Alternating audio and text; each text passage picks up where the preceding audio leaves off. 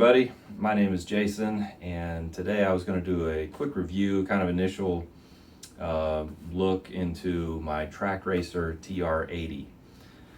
So I'm not much of a review person, but I wanted to put something out. There's been a lot of stuff on the Facebook page for Trak Racer owners, and just in general, I think there's a lot of people getting rigs or ordering rigs, and so I figured I'd just kind of show you my experience with the Trak Racer so far, and let you know kind of some general things. I haven't seen that many reviews on YouTube for this rig yet. There are a few. There might be a lot now. I haven't looked in a little while since I in fact have it myself now.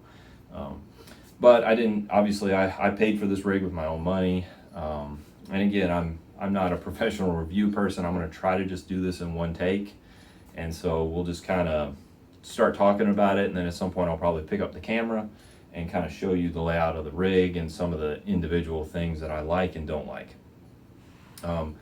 Before the video starts, I'll show a picture of what the rig looks like, and then I may throw a shot of something in between here, just however I can make that work. But in general, you can go to their website and look up the rig, and of course you can join the Facebook group for Trak Racer owners, and there's probably several other places you can get some information about it specifically. This is the Trak Racer 8020, which is the aluminum extrusion rig, and it's the smaller of the two that they sell. They also sell the TR160, which is a little more expensive.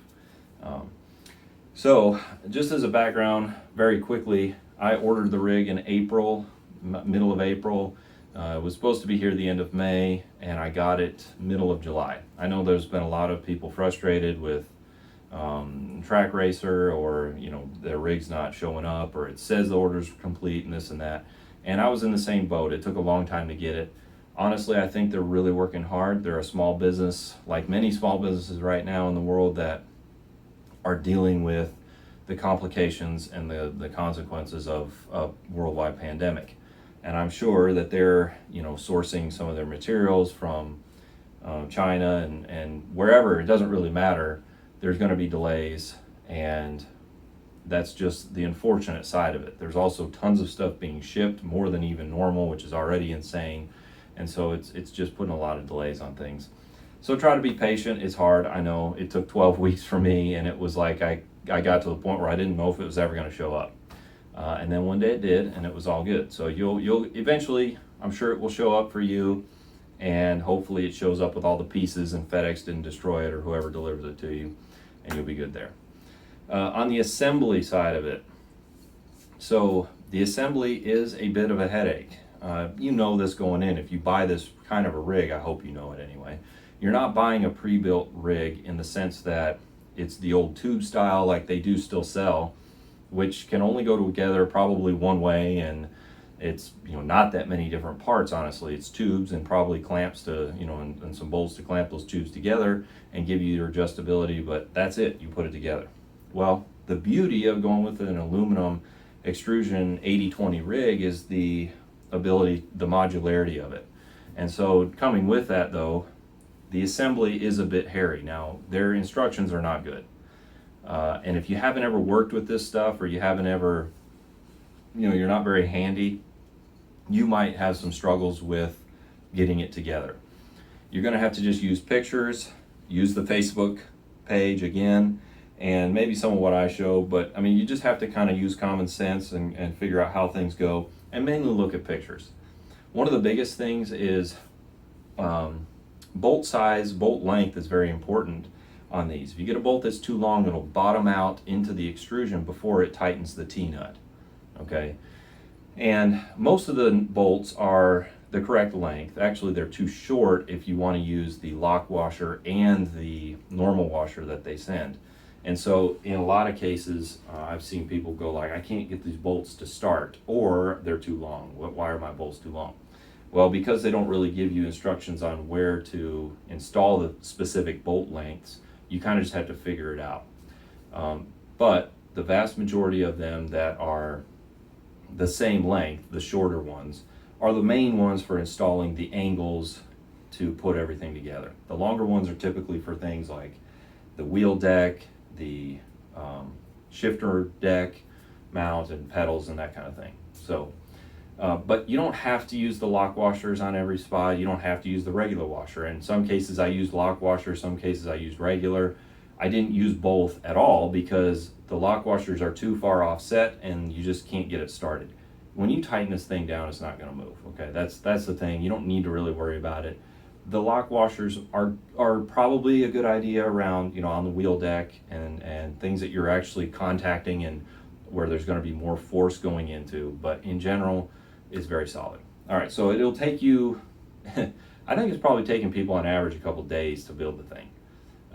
Obviously it does not all day, but it's going to take you hours to put it together, and it is going to cause some headaches, but you'll get there, and that's just how it is.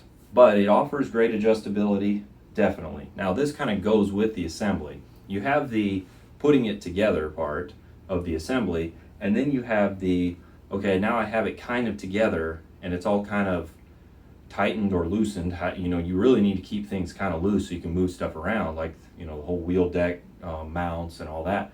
But the problem then is finding your exact spot and trying to move stuff. It is a pain. It just is. It's just the way it is, because you got multiple bolts.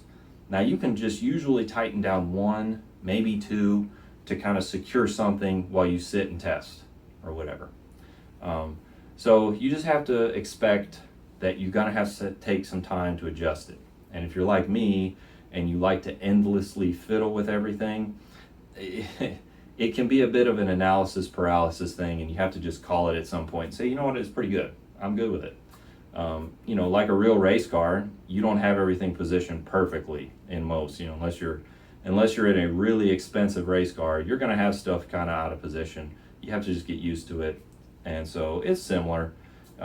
You can definitely get everything exactly where you want it. It's just, you might spend a week doing that. And I would suggest that you get it reasonably set up and tighten it down, you know, get it within reason where you think. And then after you drive with it for several hours or several days or whatever, you can go back and say, all right, I'm going to move the wheel a little bit further away from me, or the pedals are just a little too far away or whatever. So that's that side of it. All right, since I'm doing a lot of talking, I'm going to pick up the camera, switch it around, and show you the rig as I continue to discuss this.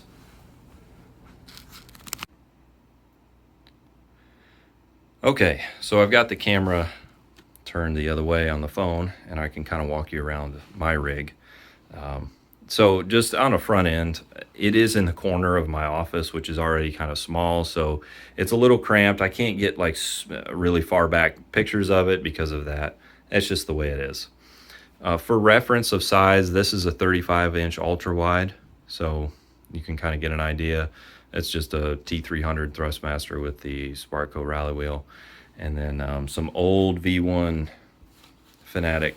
I guess they weren't Club Sport, whatever they were, the Elite with the load cell, okay, and a little handbrake.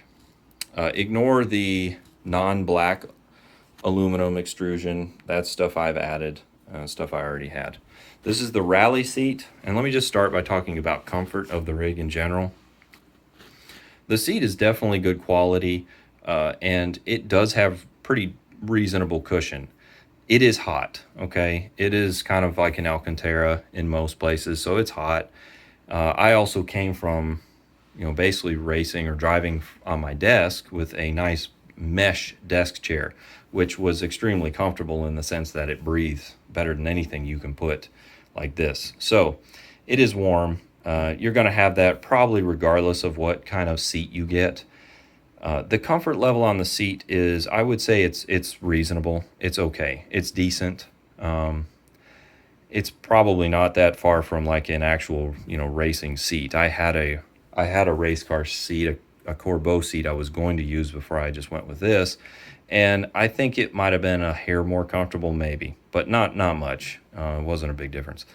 If you want ultimate comfort with your rig, then I would think you need to consider not buying a seat from them and going in and getting, you know, an actual car seat or something that's going to be more comfortable. And that can be a very subjective process, but anyway, it just is what it is. It does not. There's not a lot of lumbar support. I actually take a neck pillow, which is like memory foam, and I'll stick it down there if I need to for some extra support. Because if you're using pedals that need and require a good amount of force, then you may find that your lower back gets kind of sore.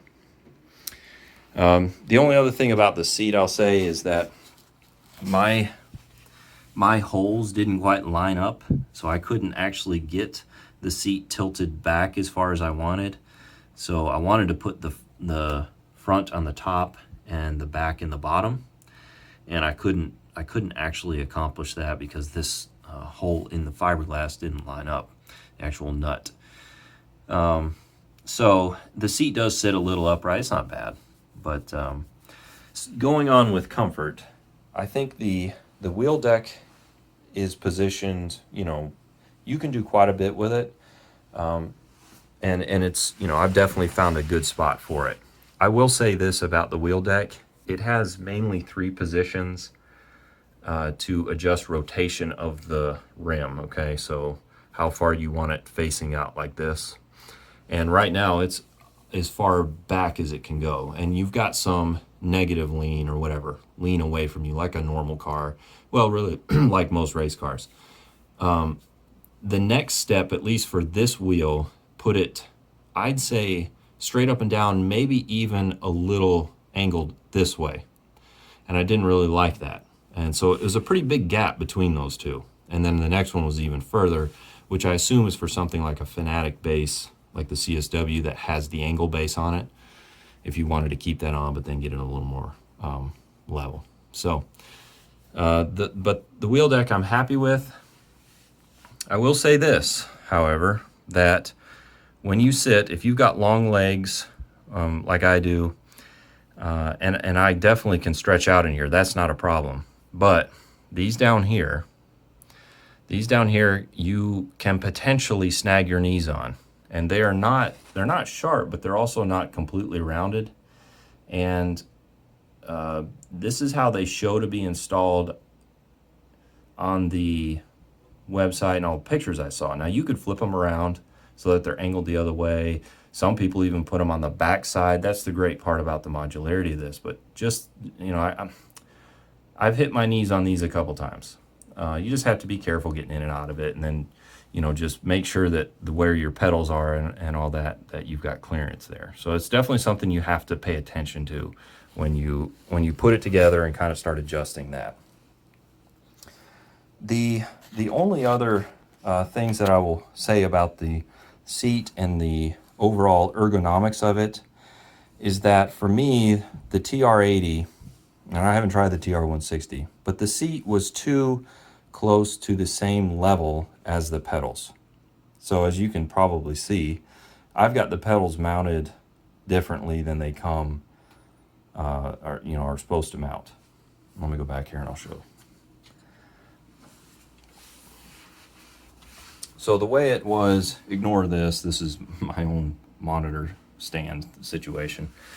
But anyway, the pedal mount would typically mount up here with these pinned attachments into a bar that would tie into this big steel bar, and then you could adjust the height of it. You can go find that on the website. But I found that from the seat over to it, your feet went basically straight out. It depends on what you want out of your rig, but for me, I wanted my feet to go down a little more than that, and I found it a little uncomfortable for me. So, and because the seat only has these, 15 by 30s, one set of them, and then the seat is really not that much higher than the pedal plate. So, but again, the beauty of this 80/20 modular stuff is that you can do whatever you want with it. So I had a few extra pieces of aluminum. You don't even really need these. You could use what they gave you, but I mounted this at an angle down on the floor and then just put the pedal plate on it and just kind of redid how I built the box that the pedal plate goes on, and still use these angled things on the side. And this is, for me, this is much better. I enjoy this positioning better.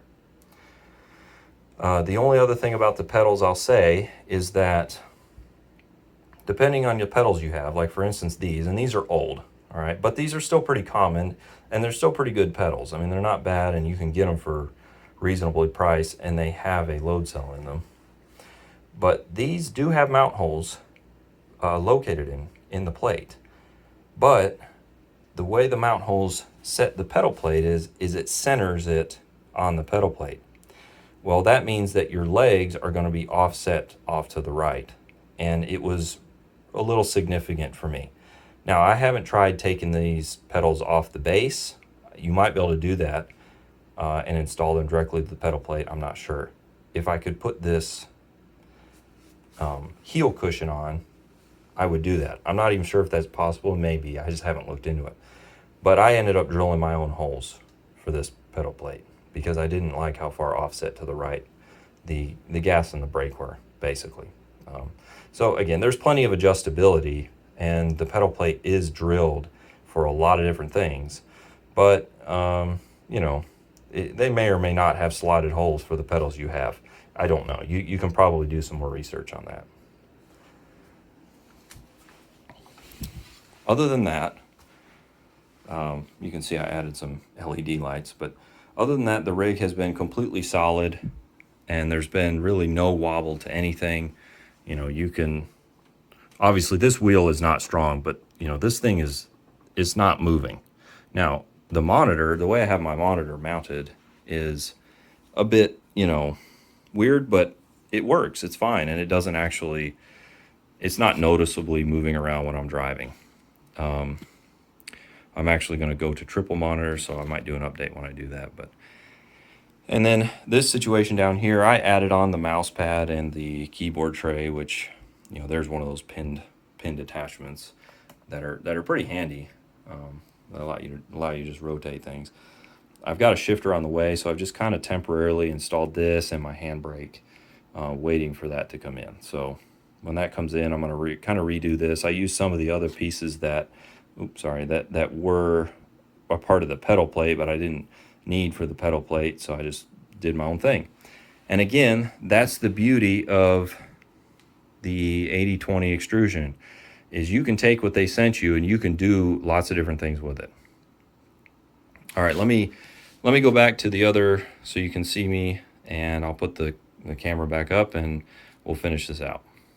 All right, so to close out, I'm very happy with it. I would give this rig, I mean, I haven't tried any other rigs. I've just kind of had my own rigs that mounted to desks and different things that, you know, I used for the entire time I've been sim racing, which is back to 2004 or so a long time.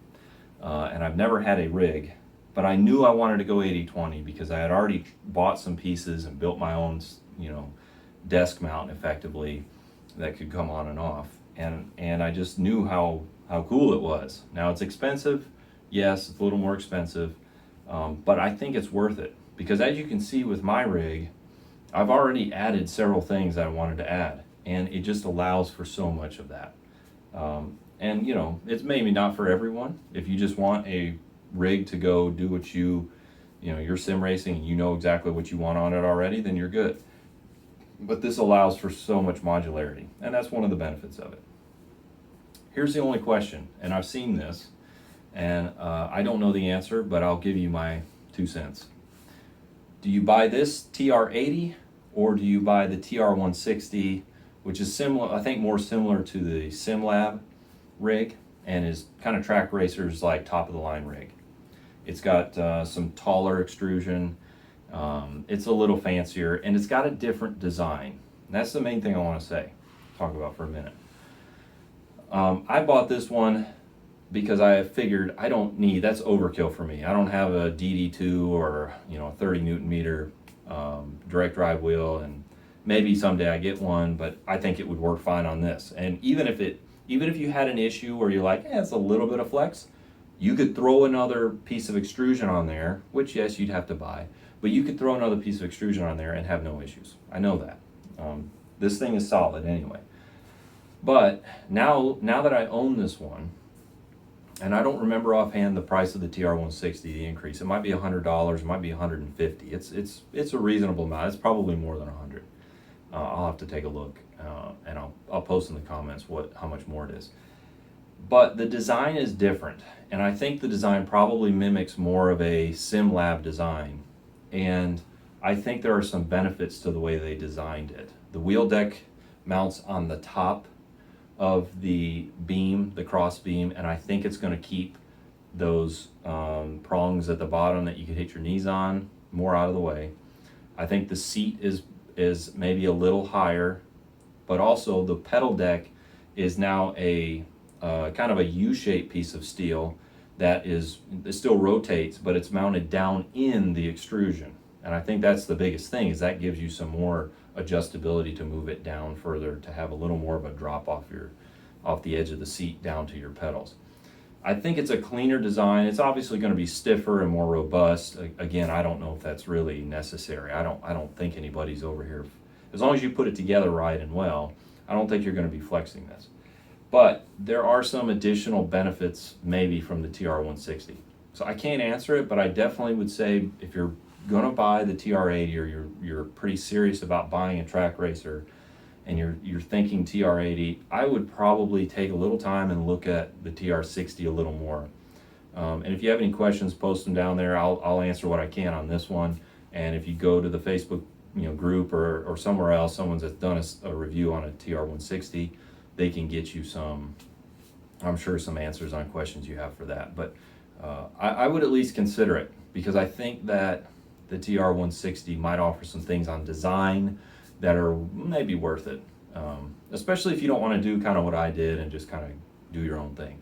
If you want it to just be set up how it shows on the website and meet your needs perfectly, and you want the pedals a little lower, those types of things, or you're concerned already about hitting your knees on the wheel deck, then yeah. Now, if you have a direct drive wheel and you're going to go with their direct drive mount, then it mounts off the side. You're not going to have any of that stuff below there. You don't have to worry about that at all. But for the standard pedal deck or wheel deck, that's at least something to think about. And again, it all just depends on how you set it up. You can set it up so you don't hit your knees on it. I'm not saying it's always going to be there, but the way I have it set and the way I want it, I don't hit it on there when I'm driving, but getting in and out of it and just moving my legs around to get settled, sometimes you will just snag them a little bit. So, all right. Well, I hope that was helpful. Sorry, it's probably not real concise, and I tried to just do this in 1 or 2 takes because I don't have a lot of time to edit this video and put it up. But all right, I do very much enjoy it. I'm happy with it, and you'll see some more probably sim racing videos from me in it for the coming while, because I definitely enjoy this hobby. So all right, happy racing out there, and we'll talk to you later.